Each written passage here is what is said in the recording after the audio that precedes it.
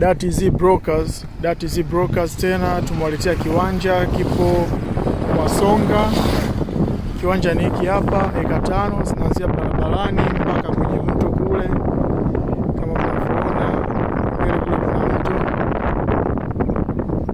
Kalavati ile pale na mto. Hizi ni eka 5 ziko barabarani kabisa. Eka 5 ziko barabarani kabisa. Kama mnavyoona lami ndio inatengenezwa, inamaliziwa kutokea Kibada kule, kuna kilomita kadhaa wameshamaliza, lakini mpaka sasa bado wanaendelea. Eka 5 hizi hapa. Mwekezaji karibu. Eka 5 hizi hapa zinasubiri mwekezaji. Eka 5 nzuri kabisa. Eneo liko tambalale kabisa, umeme, maji, kila kitu liko karibu. Okay. Unavyoona barabara kubwa ya malori na magari makubwa kama mnavyoiona. Mwekezaji karibu sana.